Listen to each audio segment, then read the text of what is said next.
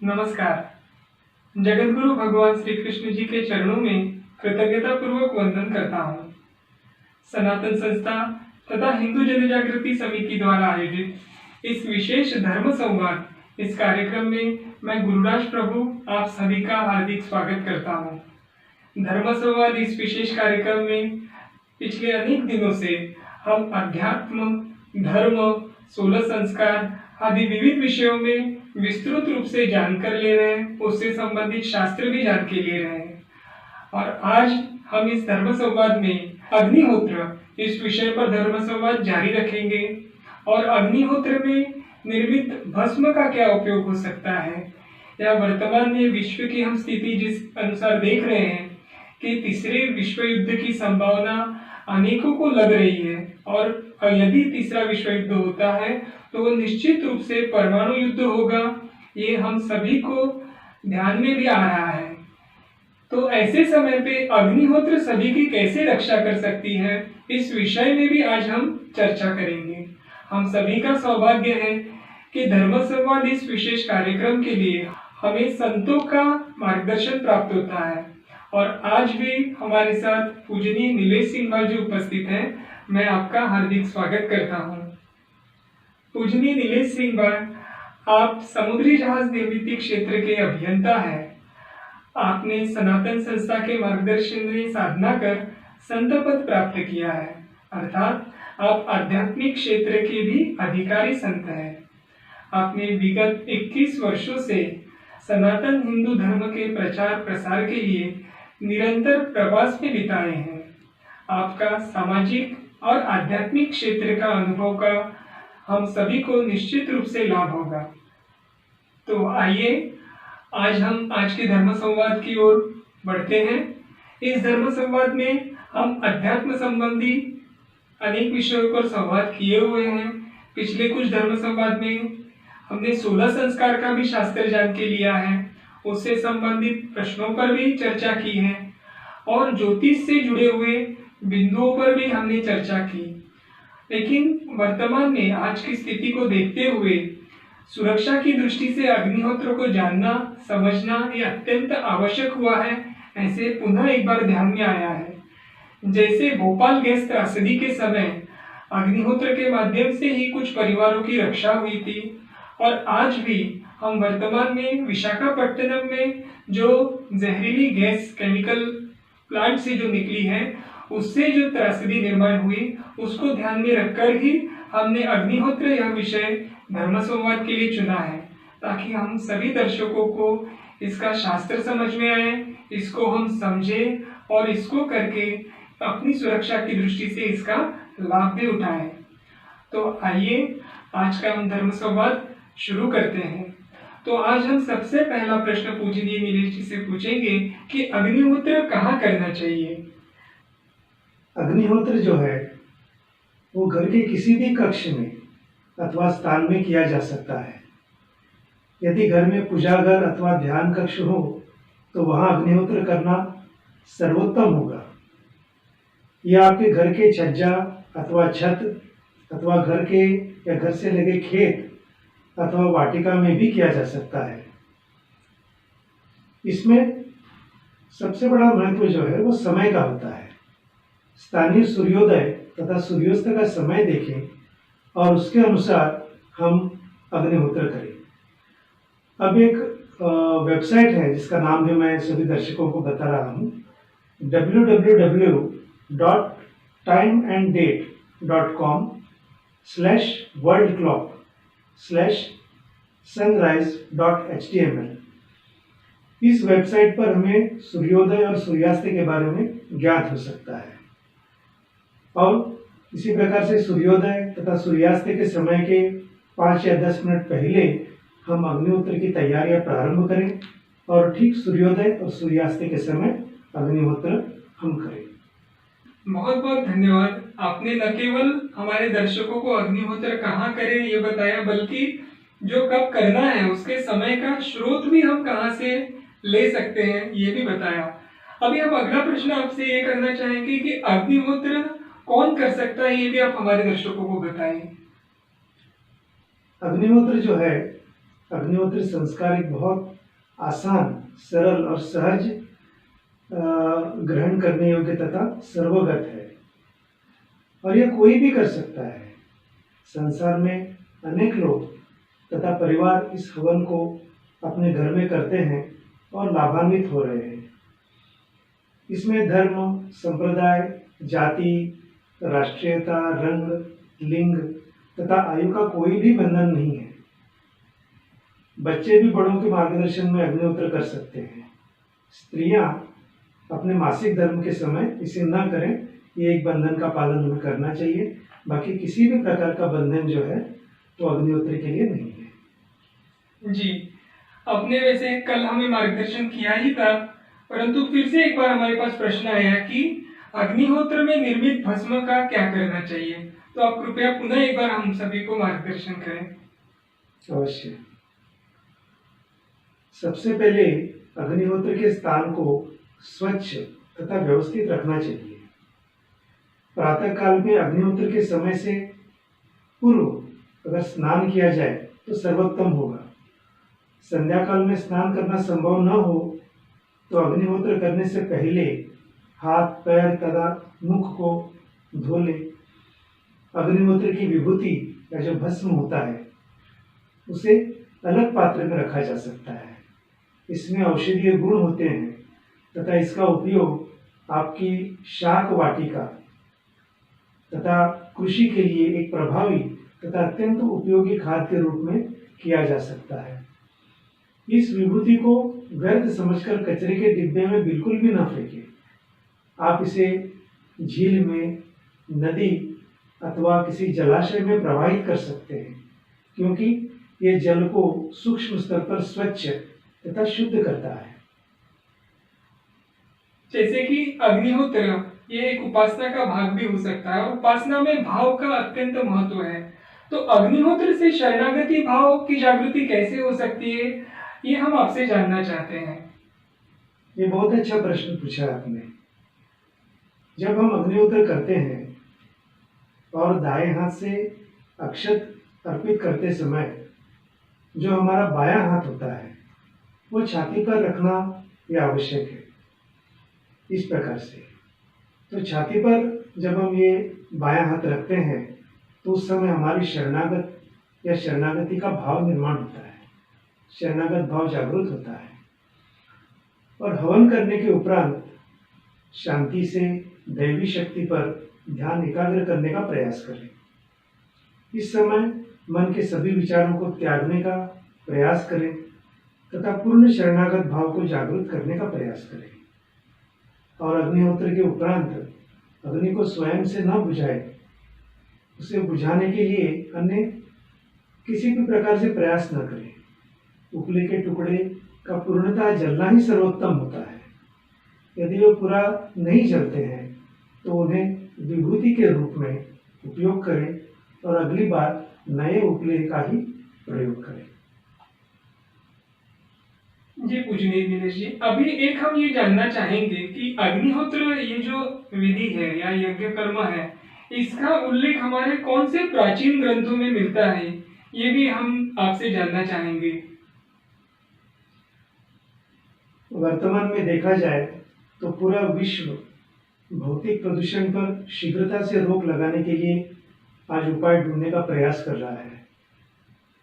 और पवित्र अथर्ववेद में अग्निहोत्र के एक सरल धार्मिक विधि का उल्लेख है और जिसका विस्तार से वर्णन यजुर्वेद संहिता और शतपथ ब्राह्मण इसमें दिया हुआ है। जी, और एक हम अग्निहोत्र के लाभ के विषय में आपसे ये जानना चाहते हैं, क्योंकि वर्तमान में सभी विश्व में सभी को लगता है कि ये विज्ञान युग है, लेकिन अग्निहोत्र ये तो हमारी सनातन धर्म की परंपरा की संस्कृति का एक प्राचीन पद्धति है जो चलती आ रही है। तो आज के युग में, इस विज्ञान युग में अग्निहोत्र से क्या लाभ होगा, ये भी आप हमारे दर्शकों को बताएं। अग्निहोत्र से प्रदूषण कम होगा तथा वातावरण भी आध्यात्मिक रूप से शुद्ध होगा।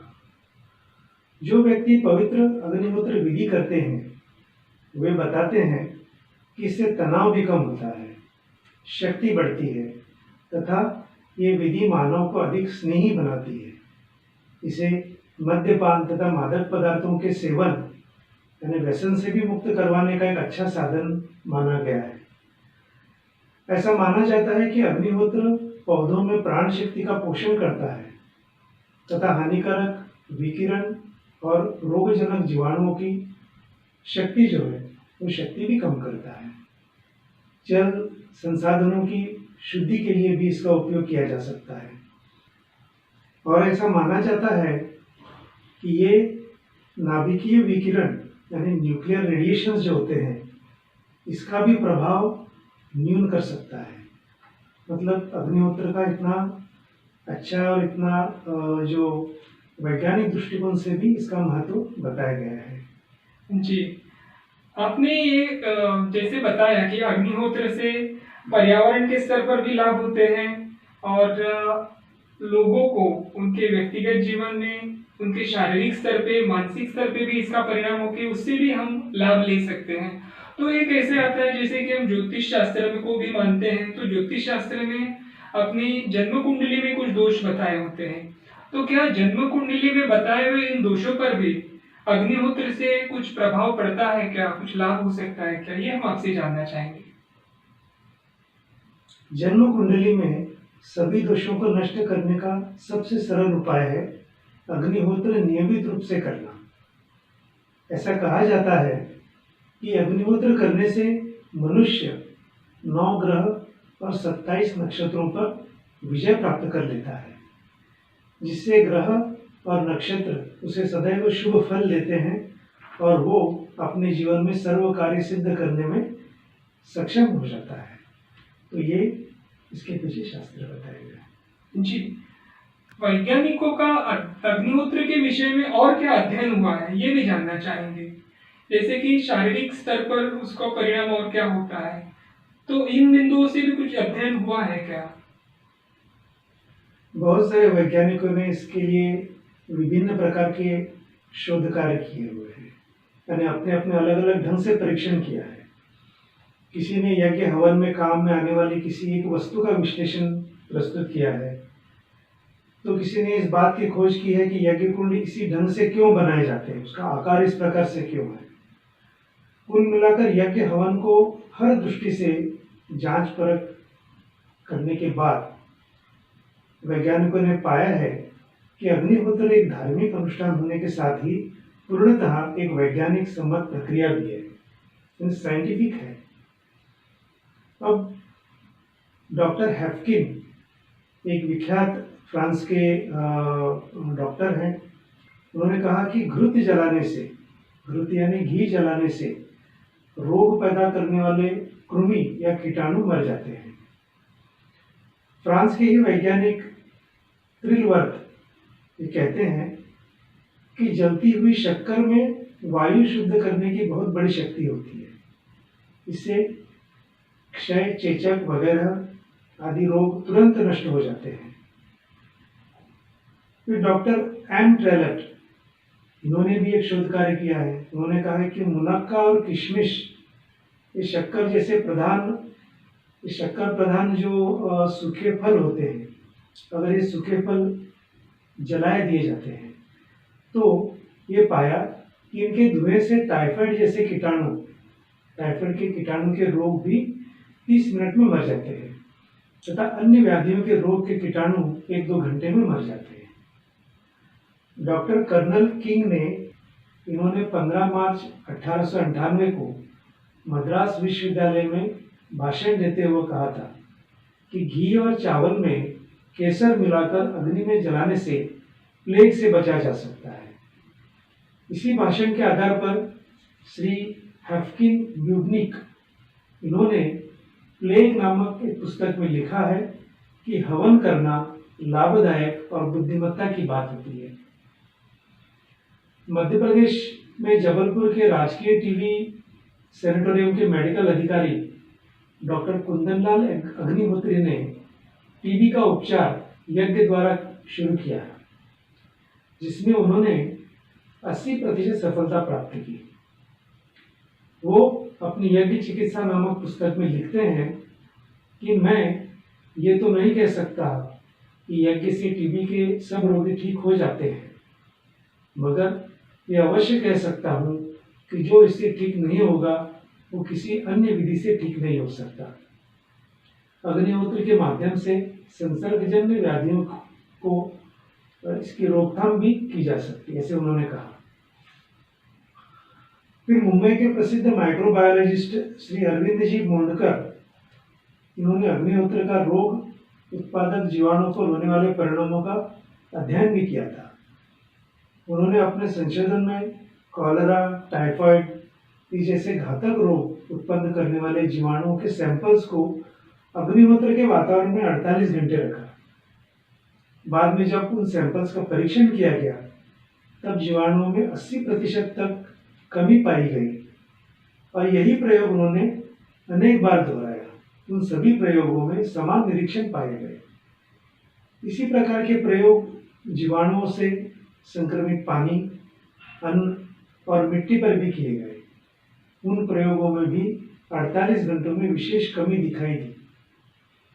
अब तक किए गए इन प्रयोगों से सिद्ध होता है कि अग्निहोत्र से बना हुआ वातावरण बैक्टीरियोस्टैटिक ये होता है। अग्निहोत्र विधि से उत्पन्न होने वाले फॉर्मल्डिहाइड इत्यादि प्राकृतिक गैसों के कारण रोग उत्पन्न करने वाले जीवाणुओं की मात्रा में कमी हो जाती है, जिससे हमारी महामारी जैसी स्थिति टाली जा सकती है। इसमें अग्निहोत्र भस्म की लाभदायक सिद्ध हुआ है। अग्निहोत्र का जो भस्म है ये भी बहुत लाभदायक सिद्ध हुआ है। नित्य अग्निहोत्र के आचरण और अग्निहोत्र के भस्म के सेवन के माध्यम से संसर्गजन्य व्याधियों के फैलाव को रोका जा सकता है, ये भी सिद्ध हुआ है। तो ये विभिन्न प्रकार के जो शोध कार्य हैं, वैज्ञानिकों ने अपने अपने तरीके से अपने अपने अभ्यास के द्वारा ये शोध कार्य करके समाज के सामने प्रस्तुत किया है और ये कहा है कि अग्निहोत्र एक बहुत प्रभावी माध्यम है, जिससे मनुष्य, पर्यावरण और हमारे वातावरण, पानी, इस सब की शुद्धि हो सकती है। जी दर्शकों, तो आपने ये सुना कि देश विदेश के विभिन्न शोधकर्ता, वैज्ञानिक और डॉक्टरों ने भी यह परीक्षण किया, अध्ययन किया, शोध किया कि यज्ञ, होम, हवन के साथ साथ ये अग्निहोत्र से कितना लाभ हम सभी को हो सकता है। और यही सिद्ध करता है कि पुराने जमाने में ऋषि मुनि जब हमारे यहाँ योग यज्ञ करते थे तो उसका प्रभाव पूरी सृष्टि पे किस प्रकार से होता था। तो आज भी आयुर्वेद में भी कहा जाता है कि एक यज्ञ चिकित्सा बताई गई है। तो अग्निहोत्र भी पूजनीय नीलेश जी यज्ञ ही है। तो और आयुर्वेद में जो यज्ञ चिकित्सा के विषय में बताया गया है, इस विषय में आप हमें कुछ बताएंगे?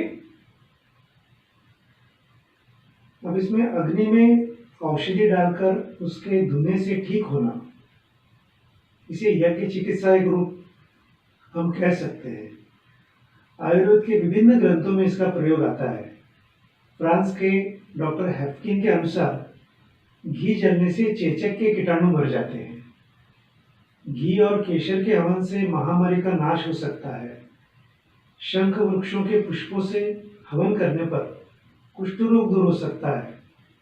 अपामार्ग के बीजों से हवन करने पर अपस्मार्ग यानी जो मृगी होती है, ये मृगे का रोग जो है वो दूर हो सकता है। फिर जो ज्वर आता है, जो फीवर आता है, ये दूर करने के लिए आम के पत्ते का हवन करें। फिर वृष्टि लाने के लिए वेद की संविधाओं और उसके पत्तों से हवन करें। वृष्टि रोकने के लिए दूध और लवण से हवन करें।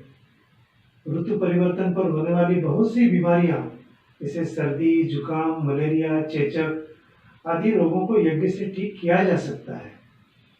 यहाँ पर कुछ रोगों के बारे में मैं आप जरूर बताना चाहूँगा दर्शकों को कि किस प्रकार के हवन से किस प्रकार के रोगों पर एक अच्छा परिणाम हो सकता है और उसकी सामग्री क्या होती है।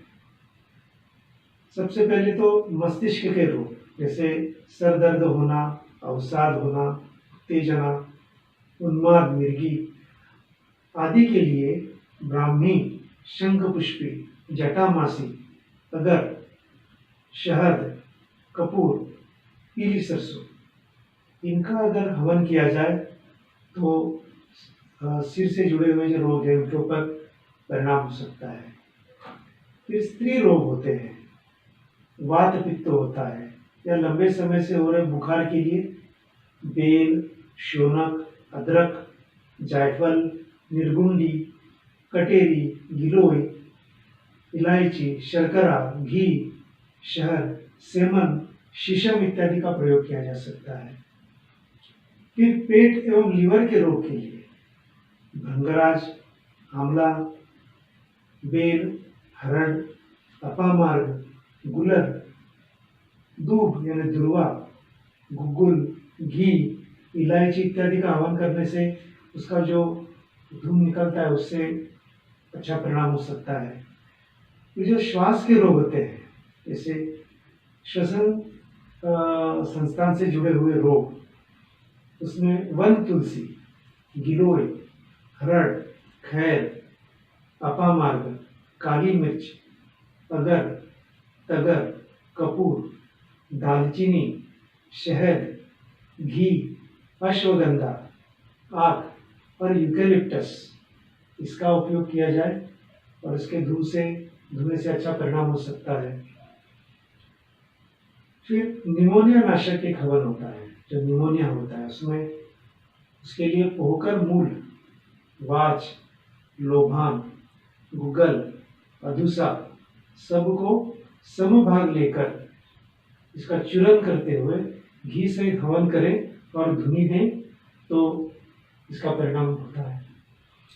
फिर जुकाम नाशक, जुकाम जो होता है उसमें खुरासानी अजवाइन, जटामासी, पश्मीना कागज, पश्मीना कागज होता है, लाला बुरा सबको समभाग लें और घी से इस चूर्ण का हवन करें और धुनी दें तो अच्छा परिणाम होता है। फिर ज्वर यानी जो बुखार आता है, क्योंकि ये कष्ट देने वाली बीमारी है, किंतु जो व्यक्ति प्रतिदिन यज्ञ करता है उसे ज्वर नहीं होता है। ज्वर आने की अवस्था में अजवाइन से यज्ञ करें तथा उसकी धुनी अर्थात धुआं रोगी को दें तो तुरंत लाभ होगा। फिर नेत्र ज्योति यानी आंखों से जुड़ा हुआ, नेत्र ज्योति पाने का भी हवन एक उत्तम साधन है, इसलिए हवन में शहद की आहुति देना लाभकारी होता है। शहद का धुआं आंखों की रोशनी जो है वो बढ़ा देता है। फिर मधुमेह यानी डायबिटीज, जो आज के दिन एक बहुत कॉमन एक आम बीमारी हो चुकी है, ये रोग भी ये जो रोग होते हैं इसके भी रोगी को रोगों को अशक्त कर देता है। इस रोग से छुटकारा पाने के लिए हवन में गुगल, लोबान, जामुन वृक्ष की छाल, करेला का डंठल सब कुछ समभाग मिलाकर आहुति देने से इसकी धुनी से रोग दूर करने में लाभ हो जाता है। तो हमने अभी विभिन्न प्रकार के हवन और उसके धुएं से किस प्रकार की बीमारी पर लाभ हो जाता है ये सुना, तो इससे हमें ये तो मालूम होगा कि हमारी जो प्राचीन संस्कृति है और प्राचीन परंपरा है, इसमें जो ये जो यज्ञ आहुति बताई गई है, हवन इत्यादि बताया गया है, इससे कितने सारे रोगों पर हम उपचार कर सकते हैं, ये बात हमें इससे जानने में सहायता होगी। जी दर्शकों, अभी आपने सुना ही होगा कि इतने सारे रोगों के विषय में जो इतना सखोल अध्ययन आयुर्वेद में किया होगा, शायद ही वर्तमान की जो विज्ञान युग में निर्मित हुई विविध चिकित्सा पद्धतियां हैं इस प्रकार से शायद ही किया होगा। तो इतनी हमारी आयुर्वेद की धरोहर होते हुए हम ये जो वर्तमान में जो विज्ञान की देन हुई जो एलोपैथी है या अन्य जो उपचार पद्धति है उसकी तुलना में आयुर्वेद का सहारा लेना कितना महत्वपूर्ण है ये समझ भी सकते हैं। इतना लाभ तो है ये आपने हमको बताया, फिर भी मैं आपसे एक प्रश्न पूछना चाहूंगा कि अनेक बार कुछ लोग कहते हैं कि यज्ञ सामग्री पे जो धन व्यर्थ किया जाता है तो उस स्थान पे वो गरीबों में बांटना चाहिए, ऐसे कुछ लोगों की विचारधारा अभी भी है, तो उस विषय में आप क्या कहेंगे? इसमें कई लोगों को ये लगता है, ये उनका कहना है कि घी अथवा मेवा मिष्टान्न को हवन में डालने की अपेक्षा खाना खिलाना अधिक अच्छा है या लोगों को बांटना अच्छा है। वास्तव में उन्हें ये पता नहीं है कि अग्नि में डाले जाने पर ये पदार्थ कई गुना लाभ पहुंचाते हैं। यज्ञ की सुगंध दूर तक जाकर प्राणी मात्र का भलाई ही साध्य करती है। वैज्ञानिक परीक्षण बताते हैं कि यज्ञ कुंड की आकृति इस ढंग की होती है कि वो ऊर्जा का समुचित विकेंद्रीकरण करता है, डिसेंट्रलाइजेशन करता है। मिस्र के पिरामिड यज्ञ कुंड के विपरीत होते हैं। जैसे किसी यज्ञ कुंड को उल्टा रखा दिया जाए तो उस प्रकार से होते हैं। और उसमें क्या होता है, उसमें ऊर्जा का केंद्रीकरण, एक जगह ऊर्जा को केंद्रित किया जाता है। इसी कारण उनमें जो ममी होती है, जो किसी एक विशेष समय पर जो मृत व्यक्ति को एक लेप लगाकर जो रखा जाता था, जिसको ममी कहते हैं, तो ऐसे इसी कारण से इनमें ममी सुरक्षित रहती है।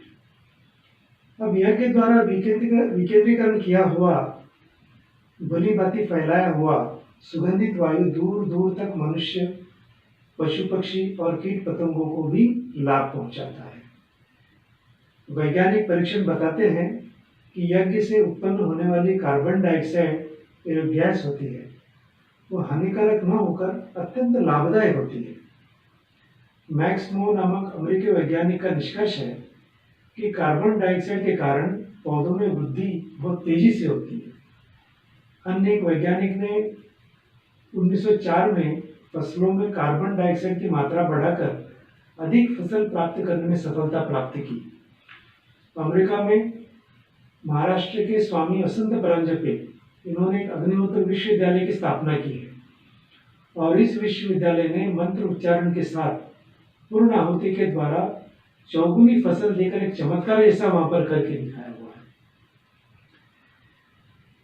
इसे क्या कहें कि भारतीय विज्ञान विदेशों में यज्ञ से 4 गुना अधिक फसल उत्पन्न कर रहे हैं और विदेशी विद्वान यहाँ भारत में आकर हमें हमारे ऋषि मुनियों के रचे हुए यज्ञ विधान की विशेषता हमें ही बता रहे हैं। अभी 1-2 वर्ष पहले राजस्थान के श्री गंगानगर जिले में यहाँ पर कुछ विदेशी लोग आए और आकर उन्होंने वहाँ के किसानों को ये बताया कि यज्ञ के द्वारा फसलों को रोगों से कैसे बचाया जा सकता है और कैसे बढ़ाया जा सकता है। ये हमारी अपनी संस्कृति के प्रति घोर उदासीनता का एक प्रमाण है।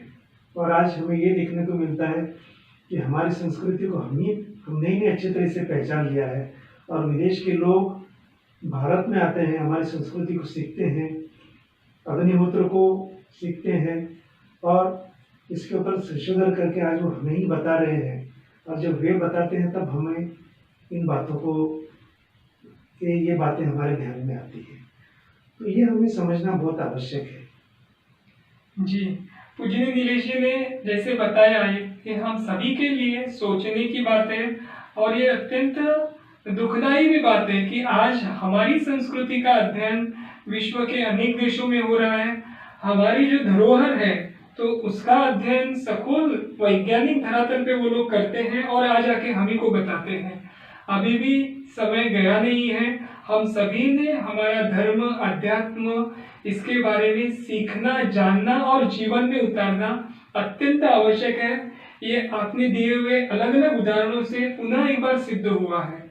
अभी हम आपसे यज्ञ से जुड़ा हुआ ही और एक प्रश्न पूछना चाहेंगे कि यज्ञ से पर्जन्य का क्या संबंध है। इस विषय पर आप प्रकाश डालिए। अवश्य। यज्ञ का एक अत्यंत महत्वपूर्ण लाभ है और वो ये है कि यज्ञ से वर्षा होती है। श्रीमद् भगवद गीता में भगवान स्वयं कहते हैं, यज्ञात् भवति पर्जन्यः, पर्जन्यात् अन्न संभवः, अन्नात् भवन्ति भूतानि, यज्ञ कर्म समुद्भवः। और सामान्य यज्ञ के अतिरिक्त कुछ यज्ञ केवल वर्षा के लिए किए जाते हैं, जिन्हें वृष्टि यज्ञ कहा जाता है। यजुर्वेद में एक प्रार्थना है, निकामे निकामे नः पर्जन्यो वर्षतु। ये प्रार्थना बताई गई है। इसका भाव ये है कि हम जब जब चाहें, जब जब कामना करें, तब तक वर्षा हो। यजुर्वेद में यज्ञ को वर्षा वृद्धि करने वाला, वर्षा बढ़ाने वाला कहा गया है। अथर्ववेद का एक आदेश है, तन्वताम यज्ञम बहुधा विसृष्टा, अर्थात जब वर्षा की आवश्यकता हो तो कई स्थानों पर यज्ञ कई प्रकार से करने चाहिए। भारत में तो प्राचीन काल से एक धारणा है कि यज्ञ से वर्षा होती है। जी। जैसे अभी वर्तमान परिप्रेक्ष्य में मैं आपसे एक प्रश्न पूछना चाहूँगा कि अगर हम विश्व की स्थिति देखते हैं तो ये ध्यान में आ रहा है कि विश्व तीसरे विश्व युद्ध के कगार पर आके खड़ा हुआ है, और यदि ये तीसरा विश्व युद्ध होता है तो जैसे अलग अलग देशों ने अपनी युद्ध सज्जता की है, तो ऐसे ही ध्यान में आ रहा है कि ये निश्चित रूप से परमाणु विश्व युद्ध होगा। तो परमाणु युद्ध के समय अग्निहोत्र किस प्रकार से महत्वपूर्ण है, इस विषय में आप हमारे दर्शकों को अभी बताएं। ये एक बहुत महत्वपूर्ण प्रश्न आपने पूछा हुआ है, और मैं सभी दर्शकों को ये जरूर बताना चाहूँगा कि अनेक त्रिकालयानी संतों ने बताया है कि निकट के काल में भीषण आपातकाल आने वाला है तथा उसमें पूरे विश्व की प्रचंड जनसंख्या भी नष्ट होने वाली है। वास्तव में आपातकाल तो अभी आरंभ हो ही चुका है। आपातकाल में तीसरा महायुद्ध भी होगा, ऐसे संतों ने बताया हुआ है। और द्वितीय विश्व युद्ध की तुलना में वर्तमान में विश्व के लगभग सभी राष्ट्रों के पास महाभयानक महासंहारक ऐसे परमाणु अस्त्र है, यानी न्यूक्लियर वेपन्स है। तो जब युद्ध आरंभ होगा तो एक दूसरे के लिए या एक दूसरे के विरुद्ध वो प्रयुक्त किए जाएंगे। इस युद्ध में सुरक्षित रहना हो तो उसके लिए परमाणु अस्त्रों को निष्क्रिय करने के प्रभावी उपाय हमें करने चाहिए। साथ ही इन आणविक अस्त्रों से निकलने वाली किरणों को नष्ट करने के भी उपाय हमें करने चाहिए। इसमें स्थूल उपाय जो है वो उपयोगी सिद्ध नहीं होंगे, इसके लिए कुछ सूक्ष्म उपाय करने पड़ेंगे, क्योंकि बम की तुलना में अणुबम जो है वो सूक्ष्म होता है। जैसे जब पूर्व के समय जब युद्ध होता था तो युद्ध किस प्रकार से किया जाता था। कभी तो बाणों से शत्रु को मारा जाता था, यानी स्थूल आयुध का उपयोग किया जाता था। कभी कभी बाणों के साथ मंत्र का उच्चारण भी किया जाता था, यानी स्थूल के साथ सूक्ष्म। कभी कभी केवल मंत्र से भी किया जाता था, यानी सूक्ष्मतर। और उसके ऊपर भी है वो है सूक्ष्मतम, यानी संतों का संकल्प। इस प्रकार के उत्तरोत्तर प्रभावी चरण होते हैं, और जितना सूक्ष्म उतना अधिक प्रभावशाली होता है, और स्थूल की अपेक्षा सूक्ष्म कई गुना अधिक प्रभावशाली है। इस कारण अणुबम जैसे प्रभावी संहारक जो बम होंगे, उसके जो किरणोत्सर्ग होंगे यानी रेडिएशन होगा, उसको रोकने के लिए सूक्ष्म दृष्टि से कुछ उपाय करना बहुत आवश्यक है।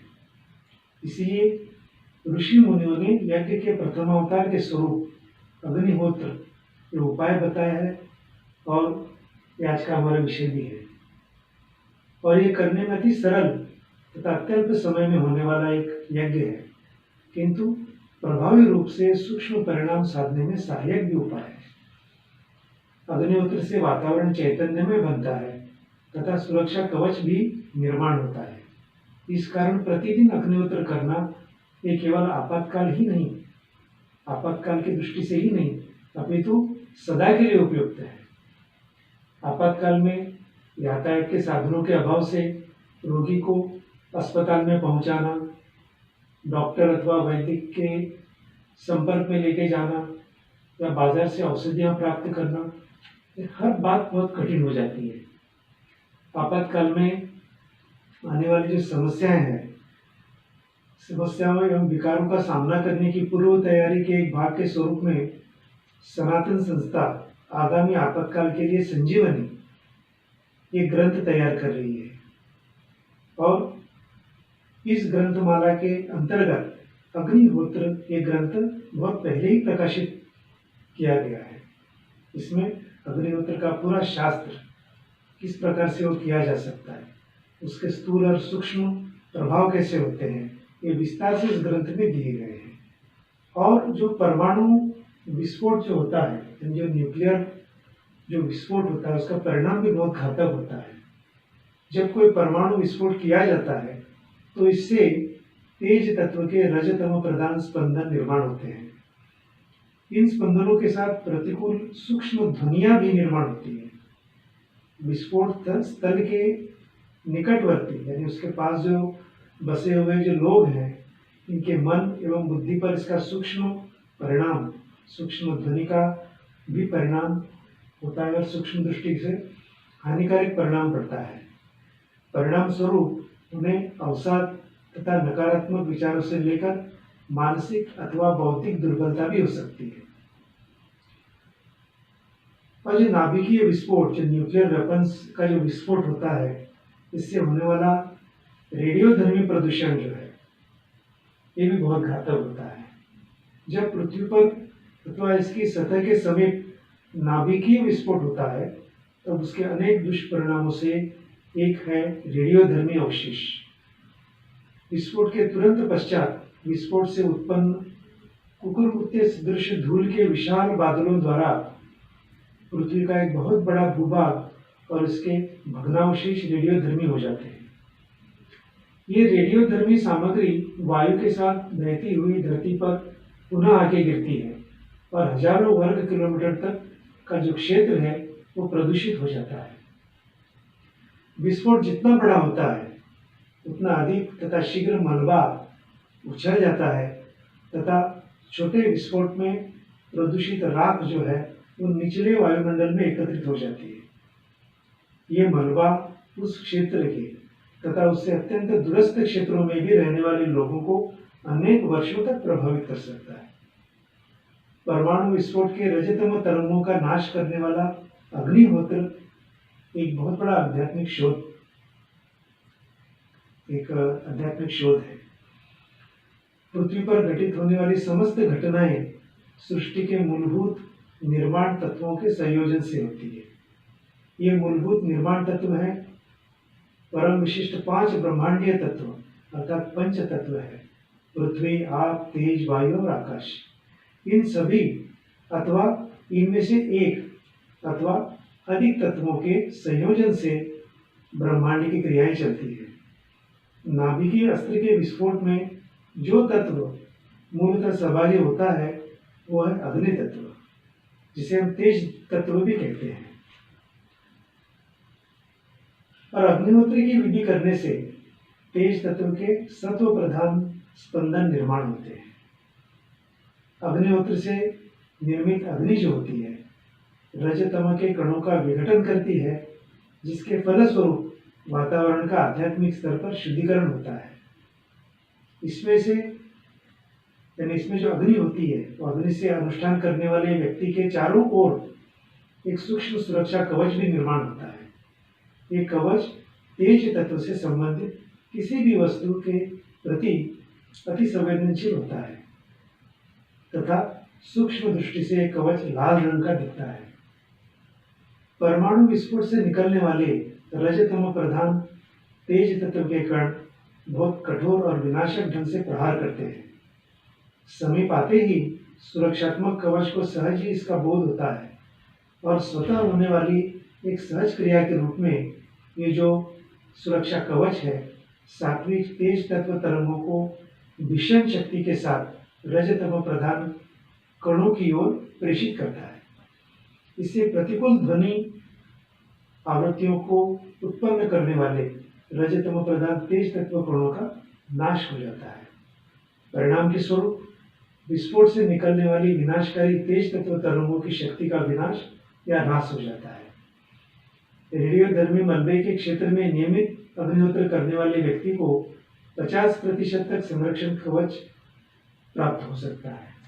जी दर्शकों, आज पूजनीय निवेश जी ने जो हमें जानकारी दी तो उससे अग्निहोत्र के विषय में हम निश्चित तौर पे ये कह सकते हैं कि ऋषि मुनियों ने ये हमें एक संजीवनी स्वरूप में ही प्रदान की हुई बहुत बड़ी देन है और इसके प्रति हम सभी को कृतज्ञता रखनी चाहिए और कृतज्ञता भाव से ही इस अग्निहोत्र को करना चाहिए। ऐसे तो मुझे आपकी बातों से लगने लगा है। दर्शकों, अब समय आ गया है कि आज का धर्म संवाद हम यहीं पर समाप्त करें। ये अग्निहोत्र के विषय में जो विशेष और महत्वपूर्ण जानकारी पूजनीय नीलेश जी ने आज हमें दी, इसके लिए हम आपके बहुत बहुत आभारी हैं। दर्शकों, इस अग्निहोत्र के विषय में आपके मन में कोई शंका निर्माण हुई है या कोई प्रश्न निर्माण हुए हैं तो कमेंट बॉक्स में लिखकर आप उन्हें हम तक अवश्य पहुंचाएं। आपके मन में जिज्ञासावश निर्माण हुए हर प्रश्न का उत्तर हम इस धर्म संवाद के माध्यम से देने का पूरा प्रयास करेंगे। और इस धर्म संवाद का आप सभी को केवल जानकारी के स्तर पर लाभ न होते हुए आपको जीवन में आध्यात्मिक स्तर पर इसका लाभ हो, इसलिए हम प्रयास करेंगे।